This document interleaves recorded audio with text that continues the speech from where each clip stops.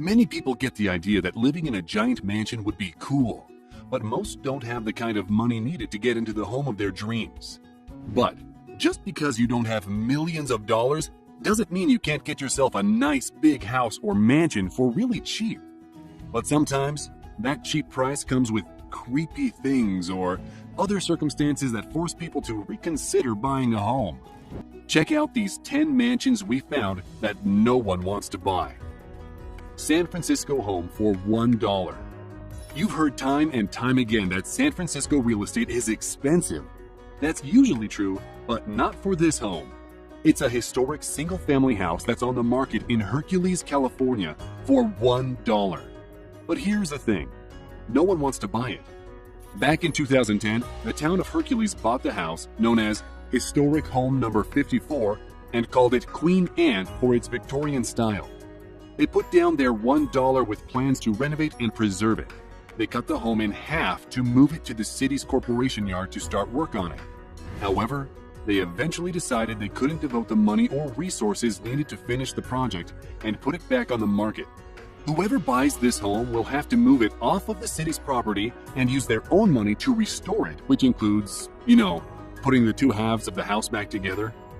It's not known if anyone bought the home or not, and it could have just been demolished. But it was quite a decent home in 2005. New Jersey mansion for $10. Next up, we have a New Jersey mansion that's worth about $1.3 million and was on the market for only $10. That sounds like a really awesome deal. However, the one condition upon the sale was that the new owners move it off the property. Some real estate group bought the land that the 3,900 square foot mansion currently sits on, and they want to build 8 houses on the property. But first, they need to get rid of the pesky mansion. But there's just one problem. The house can't be torn down because of a deal approved by the New Jersey's Town Planning Board, who wanted it preserved. It's old and was built in 1906 by Dudley S. Van Antwerp and was once occupied by Aubrey Lewis, the first African-American to captain a football team at Notre Dame. However, Lewis passed away in 2001. Now it's up to the person who eventually buys the heavily discounted house to move it off the property, which could cost hundreds of thousands of dollars.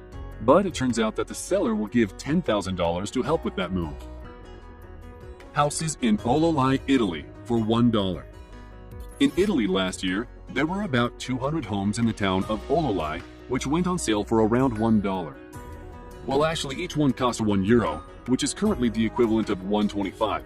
But there was a catch to this rock-bottom bargain basement price, and that was that you had to restore the place and use your own money, which would cost about $25,000.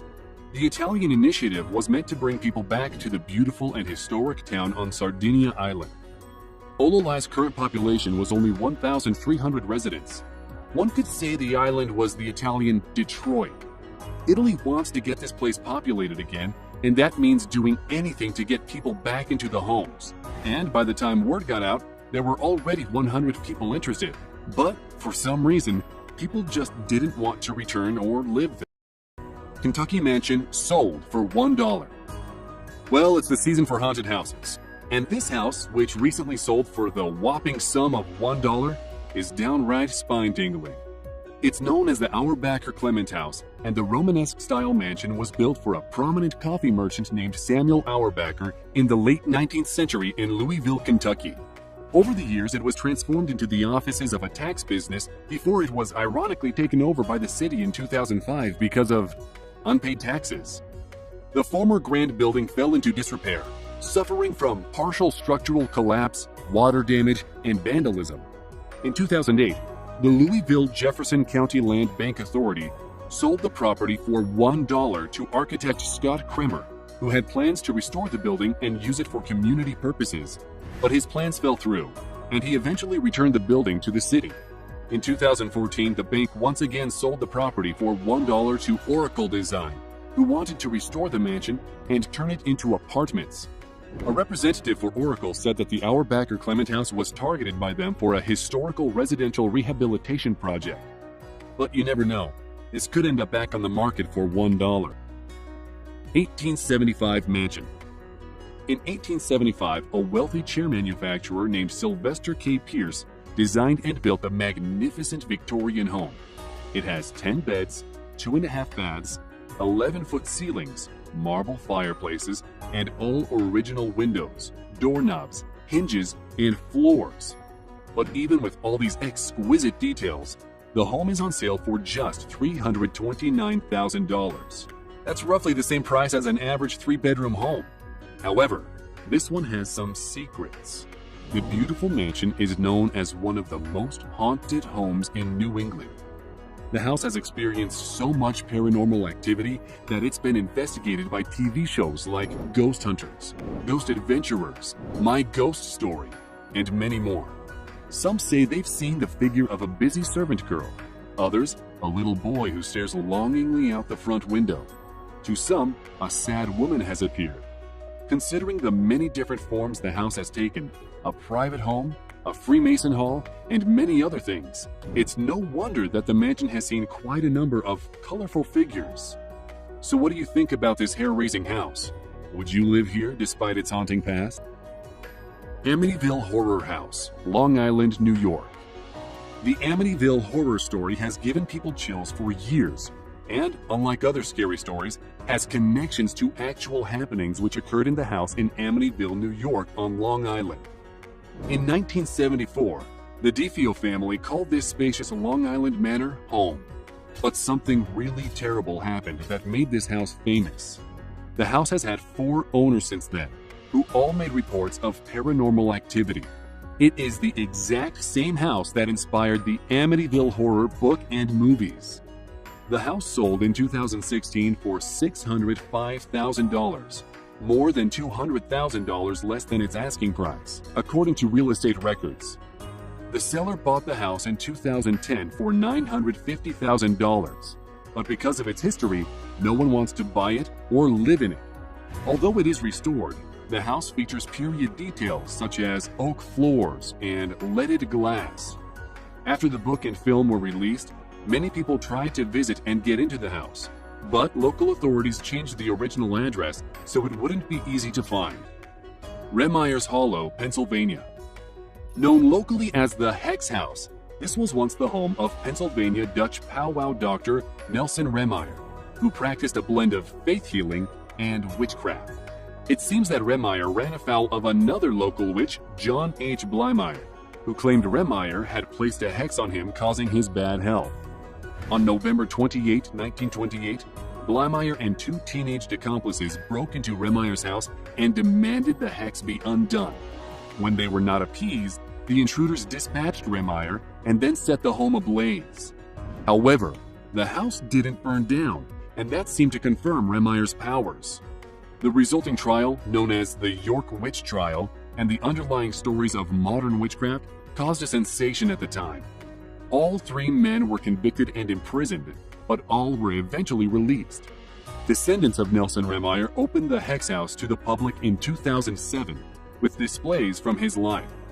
The house currently appears to not be open to the public, and there's nothing identifying it as Remeyer's Hollow Hex House and nothing listing open hours, which means this house could end up being sold cheap.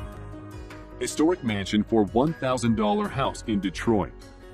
Nope, this isn't a joke, but part of a plan in Detroit, USA, to battle one of the city's biggest problems, blight. With widespread abandonment and nearly 80,000 vacant city-owned structures, the city began selling nicer properties in an online housing auction. Some of them are real stunners, like this 4,200 square feet Tudor-style home, which dates back to the 1920s. The house sits in a historic neighborhood with wide boulevards, spacious lots, gorgeous early 20th century houses, and some downright huge mansions. It has 7 bedrooms, 5 bathrooms, 69 windows. With all that, you'd think it would be listed for a lot more money than $1,000. Some of Detroit's most noteworthy residents, from Henry Ford to boxer Joe Louis, have lived in the same neighborhood.